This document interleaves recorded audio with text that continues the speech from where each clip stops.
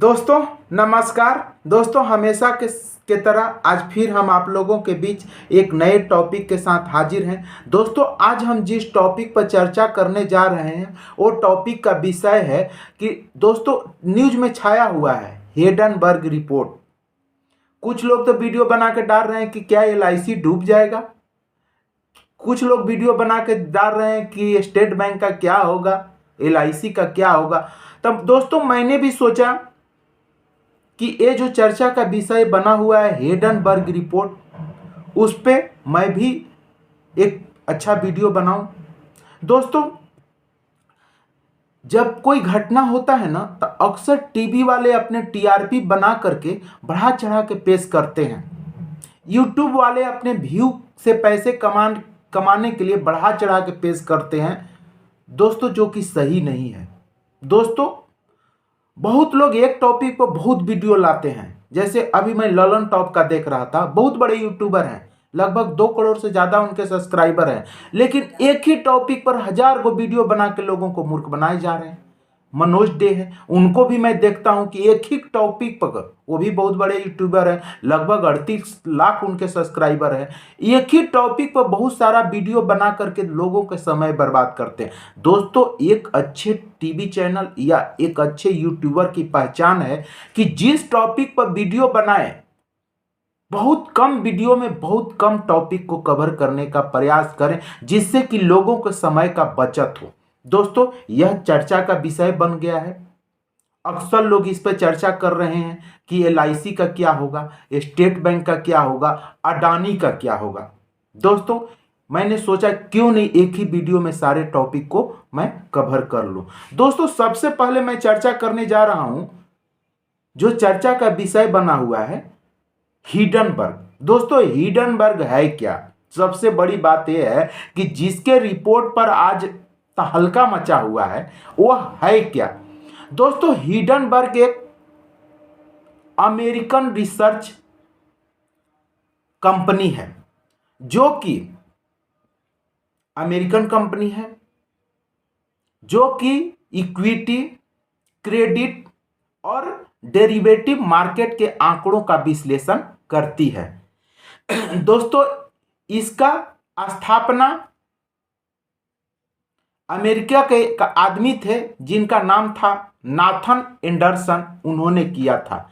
दोस्तों आश्चर्य की बात है कि इस कंपनी में मात्र 4 से 5 बंदे कार्य करते हैं।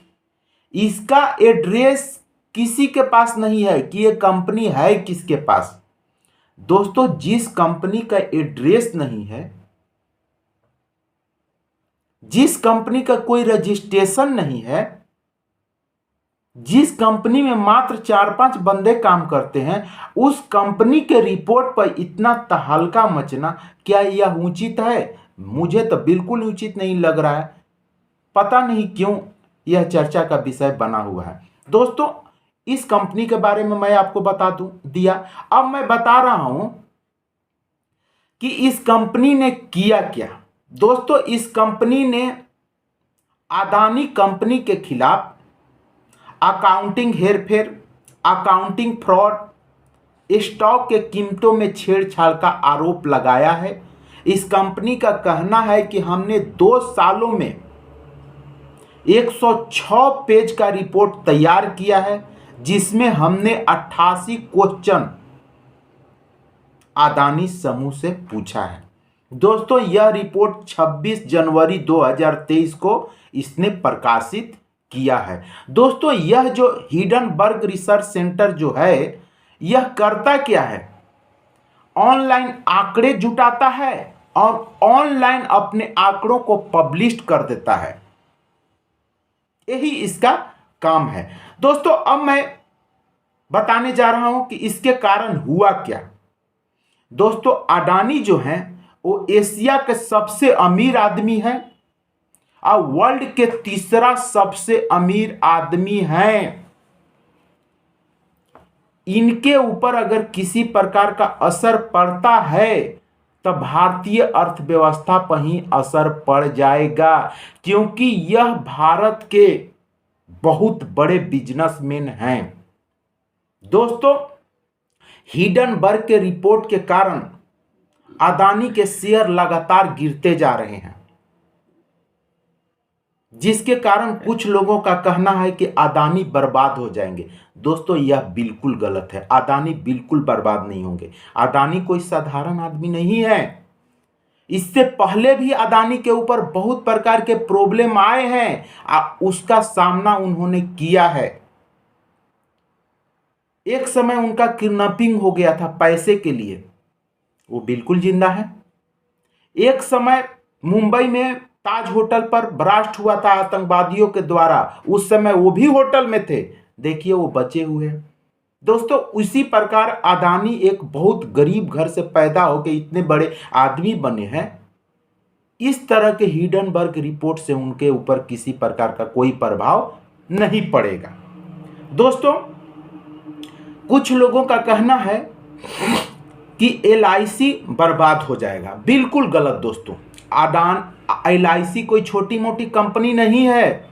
अदानी के कुल संपत्ति का 5 गुना से भी ज्यादा संपत्ति LIC का है। LIC का कुल संपत्ति 36 लाख करोड़ से भी ज्यादा है। मात्र 1% LIC ने अदानी में शेयर किया है। 1% से क्या हो जाएगा LIC को? LIC कोई छोटी कंपनी है क्या? दोस्तों इससे LIC के ऊपर कुछ भी प्रभाव नहीं पड़ने वाला है। यूट्यूब वाले अपना व्यू बढ़ा के पैसे कमाने के लिए अनर्गल वीडियो बना रहे हैं।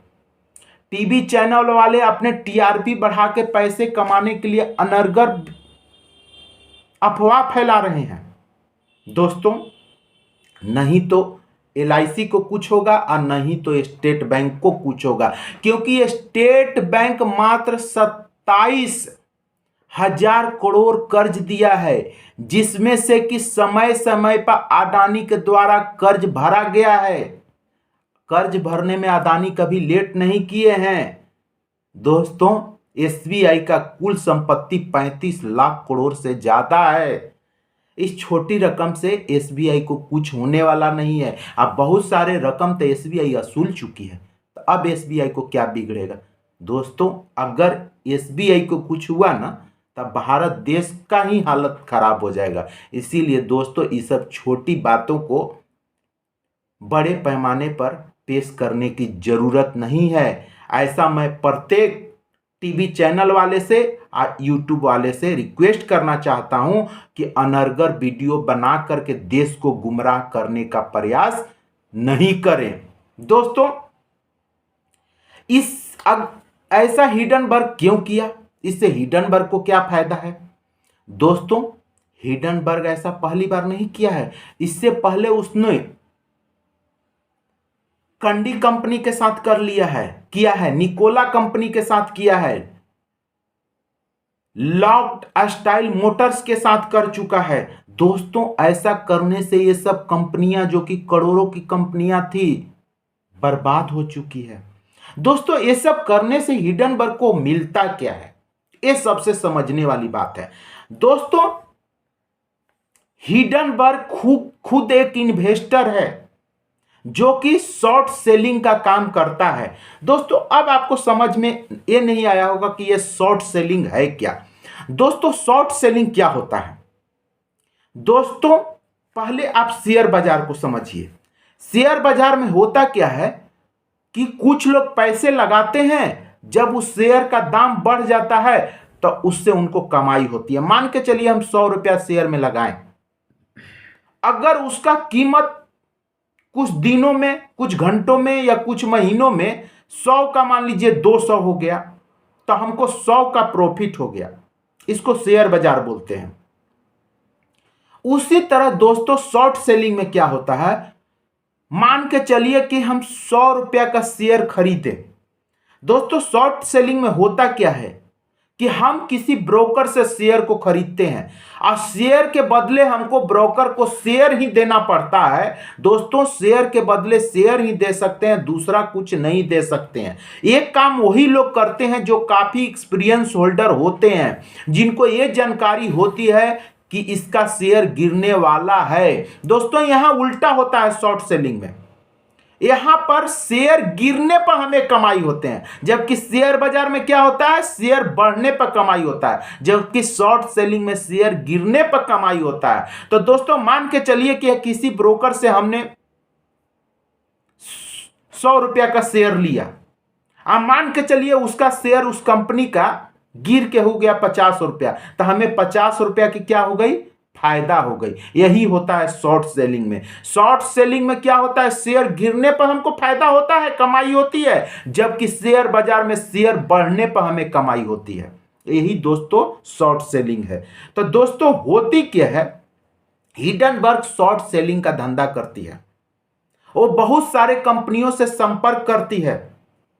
दोस्तों हिंडनबर्ग जो भी रिपोर्ट तैयार करती है वो ऑनलाइन डाटा से रिपोर्ट तैयार करती है और ऑनलाइन पब्लिश करके कमाती है। जब ऑनलाइन वो डाटा पब्लिश करती है तो विदेश में कुछ लोग उन पर भरोसा कर दिए हैं, जिनके कारण काफी लोगों में अफवाह पैदा होती है, जिसके कारण जिसके ऊपर वो रिपोर्ट तैयार करती है उसके शेयर गिर जाते हैं, जिसके कारण शेयर गिरने का जो शॉर्ट सेलिंग का धंधा किया है उससे कमीशन मिलता है हिंडनबर्ग को। इसीलिए हिंडनबर्ग ऐसा करता है। अब दोस्तों इससे तो काफी फायदा होती है हिंडनबर्ग की। हिंडनबर्ग की कमाई अभी बहुत अधिक हो गई है इसी धंधा के कारण। अब दोस्तों ऐसा करने से हिंडनबर्ग को और क्या क्या मिलता है। दोस्तों जो लोग ऐसा करवाते हैं वो मोटा रकम हिंडनबर्ग को देते हैं। अब दोस्तों भारत के अदानी के खिलाफ ही ऐसा हिंडनबर्ग ने क्यों किया, इस बातों को समझिए। दोस्तों हिंडनबर्ग जब रिपोर्ट लाया उसके 48 घंटा पहले रिपोर्ट लाया गया। दोस्तों क्या हुआ कि अडानी जी एशिया का सबसे बड़ा एफपीओ लाने वाले थे। इसकी अनाउंसमेंट हो चुकी थी कि अडानी जी एशिया का सबसे बड़ा एफपीओ लाने वाले हैं। एक काफी चर्चा के विषय बन गया था। इसी एफपीओ को बर्बाद करने के लिए पहला कारण मैं बता रहा हूं जो हिंडनबर्ग के मन में चल रहा होगा। इसी एफपीओ को बर्बाद करने के लिए इस एफपीओ को लाने से 48 घंटा पहले हिंडनबर्ग ने यह रिपोर्ट पेश किया, जिससे कि कारण अदानी जी को काफी नुकसान हुआ। दोस्तों पहला कारण यह है। दूसरा कारण दोस्तों भारत में जी समिट होने वाला है गुजरात के अहमदाबाद में। अगर भारत में जी समिट सम्मेलन होता है तो इससे भारत का रुतबा काफी बढ़ जाएगा, जिसके कारण हिंडनबर्ग यह रिपोर्ट लाया। दोस्तों इंडिया को टारगेट करने के लिए, दोस्तों इंडिया के इकोनॉमिक को बर्बाद करने के लिए आने वाले समय में बहुत बड़े बड़े चुनाव होने वाले हैं। 8-10 राज्य में चुनाव होने वाले हैं, केंद्र में चुनाव होने वाले हैं इन 1-2 सालों में। तो दोस्तों भारत देश के लोगों में वर्तमान सरकार के खिलाफ घृणा पैदा हो, उनकी मेंटलिटी में कुछ अलग टाइप की भावना पैदा हो, इसीलिए हिंडनबर्ग ऐसा किया है। तो लेकिन दोस्तों इंडियन लोग काफी समझदार होते हैं। इंडिया की धरती ज्ञान के लिए प्रसिद्ध है।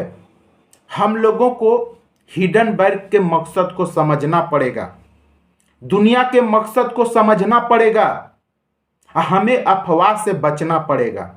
दोस्तों नहीं तो LIC का कुछ बिगड़ने वाला है, नहीं तो पंजाब नेशनल बैंक का कुछ बिगड़ने वाला है, और नहीं तो स्टेट बैंक का कुछ बिगड़ने वाला है, और नहीं तो अदानी का कुछ बिगड़ने वाला है। ये सब दुनिया की चाल है और इस चाल को कामयाब बनाने के लिए मोहरा बनाया गया है हिंडनबर्ग के रिपोर्ट को। दोस्तों हम लोगों को ये सब समझना पड़ेगा, अफवाह से बचना पड़ेगा।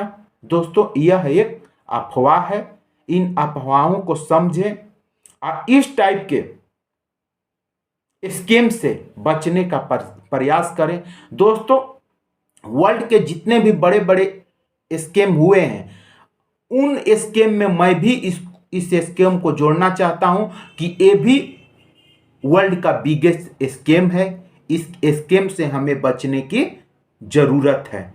दोस्तों, जैसा मैं